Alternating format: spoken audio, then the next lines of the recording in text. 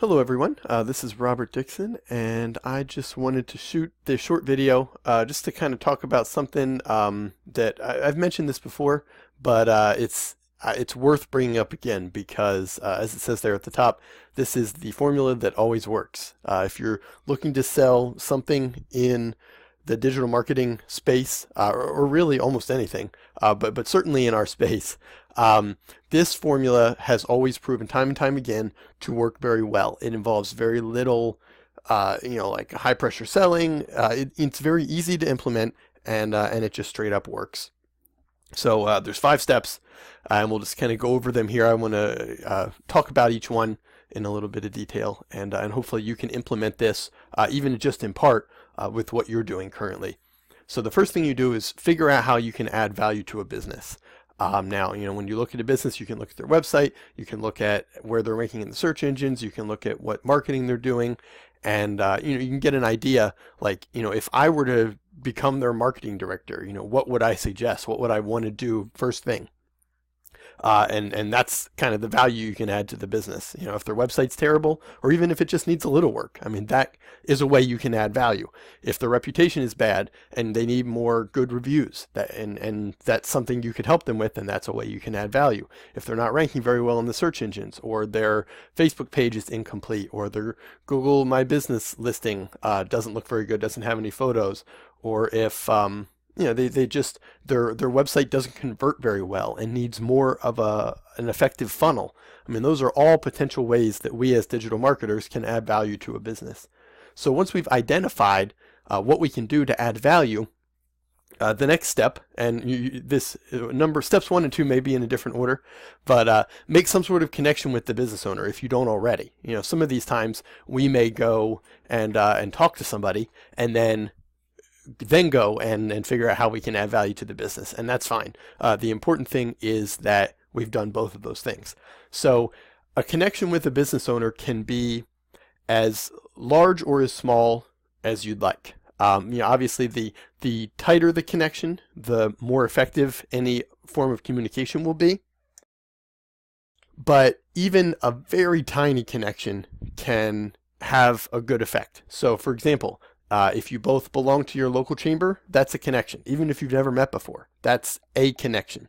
If you saw each other at a networking event last week, even if you just chatted for a second and exchanged business cards, that's a connection. Even if you're just connected on LinkedIn, because you have a few business people that you know in common, it's still a connection. It's still more of a connection than nothing. Obviously, if you're part of the same group and you see each other regularly, that's even better. If you went to the same high school, then that's a connection. If you've known each other for years, you go to the same church, or you run in some of the same circles, things like that. All of those are connections, and the tighter the connection, the better. But again, it doesn't have to be an overly tight connection. It can just be something like, we're connected on LinkedIn. That really is enough. And then you use that connection to demonstrate the value that you can offer them in a way that poses little or no cost or risk to the business owner. Now, these businesses are bombarded all day with people trying to sell them stuff.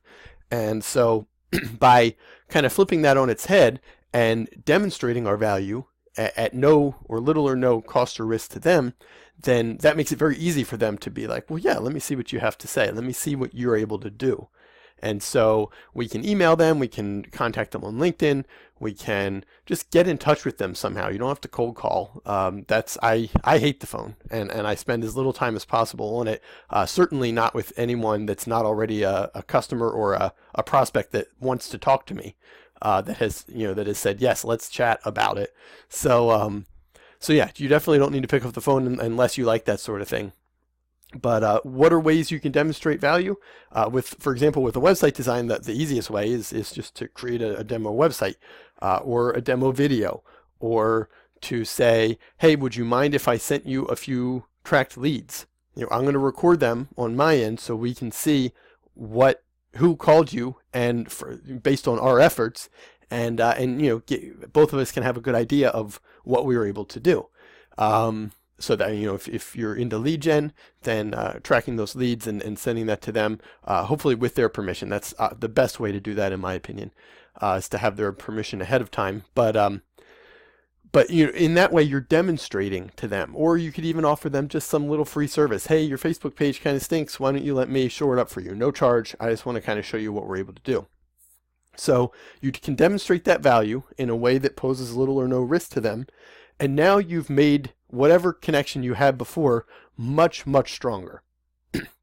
and you've demonstrated your value. If you're saying, I can add value to your business, and they're like, well, prove it. Now you have proven it, and it makes it much easier for them to be like, okay, well, I'm willing to pay for that.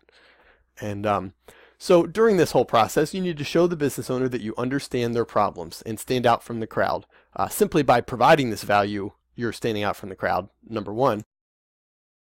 But, just relate to the business owner. Business owners have many of the same problems. They vary from industry to industry sometimes, but, they need more business. They have headaches dealing with the, customers or suppliers or whatever.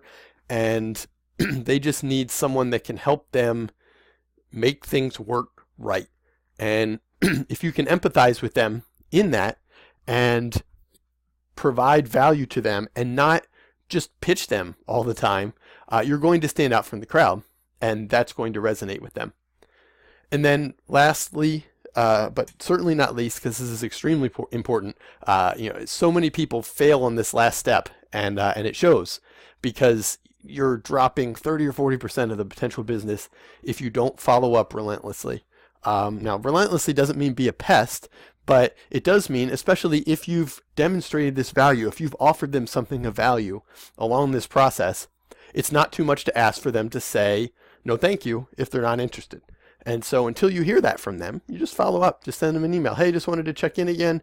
It's just, I had sent that thing over the other week and wanted to see if you wanted to set up a time to chat.